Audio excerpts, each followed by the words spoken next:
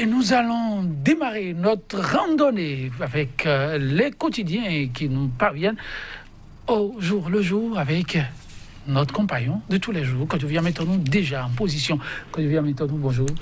Bonjour Joël Etondi, bonjour également à nos amis téléspectateurs et merci également à ses rédacteurs, directeurs de publication et chefs d'édition qui ne manquent donc pas de nous offrir leur une pour meubler donc cette rubrique de 100% Bénin.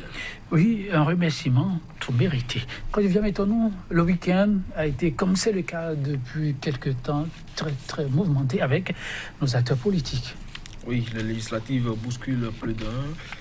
Ceux qui doivent donc compléter les dossiers pour leur mise en conformité, ceux qui doivent se mettre à jour vis-à-vis du fisc afin d'obtenir donc le quitus fiscal, et également ceux qui, sur le terrain, tentent de racheter encore ce qui peut l'être pour ce qui concerne les électeurs. Donc chacun y va dans tous les sens, de toutes les façons.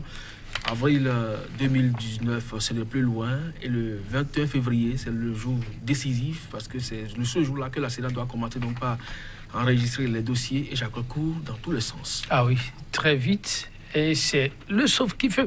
Alors, quand nous allons démarrer avec...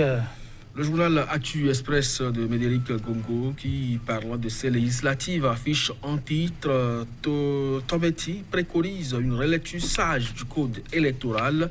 Joël Aïvo prédit une victoire écrasante de l'opposition, sans oublier les justes mises en garde du GRDS Afrique pour la tenue transparente et équitable de ce scrutin. Et puis législative toujours, qui du véritable débat d'idées, eh bien, des préoccupations, susceptibilité et des préoccupations de susceptibilité en lieu et place d'un projet de législature et puis tenue effective des Master 1000 de pétanque à Cotonou.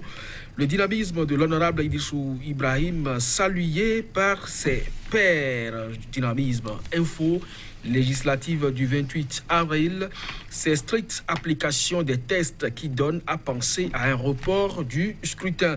Divergence autour de l'interprétation de l'article 242 du Code électoral, nécessité pour la commission des lois de renseigner sur la disposition soumise au vote. Et puis soutien au PAG depuis son lieu de détention, une stratégie de l'hôte pour recouvrer sa liberté ou éviter un rajout de peine. La dépêche. Élection législative d'avril 2019, le scrutin de toutes les incertitudes. Code électoral et charte des partis politiques. GRDS Afrique dénonce les risques d'exclusion au scrutin prochain. L'Afrique en marche, inhumation de l'épouse de Lionel Zissou, la marque de compassion de Sébastien Germain à Javor. Législative de 2019, Sakalafia, Yenoussi et Djogwenou, 3 hommes de main de talent, jouent-ils franc jeu? C'est une interrogation. Et puis scrutin d'avril 2018 toujours, GRDS Afrique prévient la classe politique.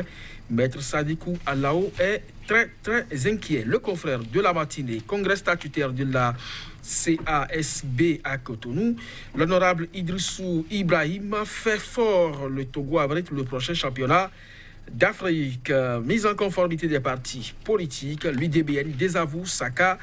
La FIA, inhumation de l'épouse de Lionel Zissou à Paris, Sébastien Adjavon, la présence remarquable, Boni Yahi, le grand absent. Élection législative d'avril 2019, Guy Dossou Mitop pour porter la tête de liste de l'opposition à Cotonou. Le nouvel observateur, les réformes à l'ère de la rupture, un chantier, beaucoup de bris. Députation 2019, la DGI délivre enfin les quitus fiscaux. Et puis législative de 2019, les potiers de la République invitent à la vigilance. Sortie médiatique du CSDEP, enfin le procès du prisonnier politique Laurent Métognon ce 21 février. Matin libre, candidature pour les législatives de 28 avril 2019, la semaine de tous les soucis. Et puis parlant de ces législatives pour le compte des forces pour un Bénin émergent dans la 22e circonscription, et bien que tout choisit moins sa vie. Point média d'ailleurs pour terminer.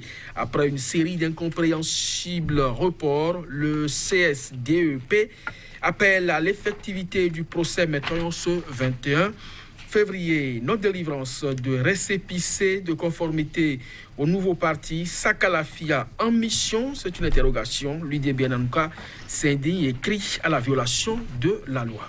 Merci, Kodovi. Maintenant, ce titre a embarrassé, mais on y va tout de suite, on ne perd pas de temps. La dépêche. Élection législative d'avril 2019, le scrutin affiche nos confrères de façon péremptoire de toutes les incertitudes. Oui, on peut toutefois penser que ce titre n'est pas anodin lorsqu'on sait qu'il y a beaucoup de flou autour de l'interprétation de l'article 242, par exemple. Lorsqu'on sait qu'il y a également des difficultés pour ce qui concerne la mise en œuvre et l'application effective des textes de loi, parce qu'on sait que la charte des partis politiques pour sa mise en conformité demande un certain nombre de délais, des délais qu'aujourd'hui la Sénat et la Cour constitutionnelle remettent en cause du fait de différentes décisions et arrêtés à ce niveau-là également. Sans oublier qu'au niveau de la Direction générale des impôts et des domaines, des partis politiques et des acteurs politiques surtout peinent à obtenir le précieux quitus fiscal que la Sénat réclame également pour accepter donc les dossiers. C'est autant donc de paramètres qui donnent à croire que nous sommes effectivement dans l'incertitude. Est-ce que effectivement le 28 avril sera la date de ce scrutin législatif? C'est une grosse interrogation. Les uns et les autres continuent pas à croire effectivement que ça pouvait tenir, mais les préalables, il faut quand même les observer. Et ce n'est pas de tout repos. Ce n'est pas de tout repos, ça se bouscule. Pas de répit non plus pour le jeune premier, ainsi l'appelle-t-on au niveau de l'hémicycle. Nous sommes là avec le confrère de la matinée qui affiche l'un de ses titres, élection législative d'avril 2019. Enfin, positionné Guy Dosso Mitokpe pour porter, dit-il, la tête de liste de l'opposition à Cotonou. Oui, c'est quand même une bonne nouvelle. L'honorable Mitokpe a été quand même très actif, rappelez-vous, au cours de la mandature finissante au niveau de l'hémicycle. Donc, le voir à la tête de l'opposition donc pour ce législative à Cotonou, en tout cas, que ce soit la 15e ou la 16e, ce n'est pas rien. Maintenant, quand on dit qu'il porte la tête de la liste de l'opposition, de quelle opposition est-ce qu'il s'agit? Parce que jusque-là, on ne sait pas si c'est les forces Coripo Bénin émergents qui portent l'opposition, on ne sait pas si c'est l'USL qui porte l'opposition, on ne sait pas si restaurer l'espoir, sa mise en conformité et portera également une certaine opposition donc, dans cette 16e circonscription. De toutes les façons, l'honorable Guy Mitokpe, ce n'est plus un député à présenter, il a donné donc le meilleur de lui-même et le meilleur de la jeunesse également au niveau de la classe politique. On ne peut que lui souhaiter bonne chance dans ce giron, ce qui sera très très discuté. Le Bénin éploré, l'ancien numéro 2 de la République, c'était sous Yahi, fin de mandat.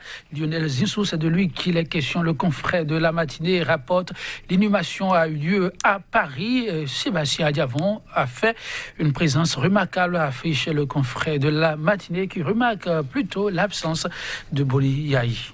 Oui, mais c'est la preuve pour ce qui concerne Sébastien Adiavon que passé les législatives, on reste frères et amis. Rappelez-vous, il ne l'a pas soutenu au second tour des élections présidentielles, mais si il s'est fait représenter, ou du moins ça, il a pris part active à l'inhumation de l'épouse du Premier ministre, ça voudra simplement dire que de l'eau a coulé sous le pont et aujourd'hui, on peut fumer donc le calumet de la paix. Et c'est ce qui est d'ailleurs recommandé à tous les niveaux. Ce n'est pas parce que vous avez été adversaire politique qu'au moment des difficultés, vous ne pourrez donc pas vous retrouver et vous dire certaines vérités. Et c'est déjà le sens de clairvoyance du président d'avant qu'il faut saluer et qu'il faut également demander à tous les acteurs politiques parce que parfois vous avez de la peine à parler négativement du Bénin, mais malheureusement les faits vous y obligent pendant que les autres travaillent à s'unir davantage, à développer leur pays, à porter des projets, eh bien vous êtes là dans la division et vous avez à la limite des pingouins que vous vous retrouvez au niveau de la Sénat, demandant qu'on leur explique des articles qu'eux-mêmes ils ont pris du plaisir à voter à l'Assemblée nationale. C'est ridicule, c'est humiliant, mais c'est ça aussi le Bénin sous la rupture. Oui, le Bénin, on en parle encore quelques minutes. Le nouvel observateur à présent, que devient maintenant. Députation 2019, une question qui divise, mais enfin, une bonne nouvelle. La DJ délivre enfin, que devient maintenant, les quitus fiscaux. Ça commence par tomber. Mais allez-y voir ceux à qui c'est délivré. On attend quand même que les jours à venir ou les heures à suivre, qu'on nous publie la liste de ceux-là qui l'ont obtenu et dans quelles conditions. Parce que nous avons appris qu'il y a des autorités qui ont obtenu ces quitus même avant leur lancement officiel. Puisque aujourd'hui, tout est sur Internet, que le directeur général qui avait pris le soin de nous décrire dans quelles conditions et quel serait donc le format de ce quitus fiscal, puisse quand même aussi rendre le processus aussi transparent pour qu'on sache véritablement ceux qui l'ont obtenu et dans quelles conditions cela s'est déroulé. Ce n'est que justice, parce que à la fin, les gens se sentiront forcément frustrés. Donc, pour qu'on puisse quand même lui donner raison, il faut qu'il rende le processus aussi transparent.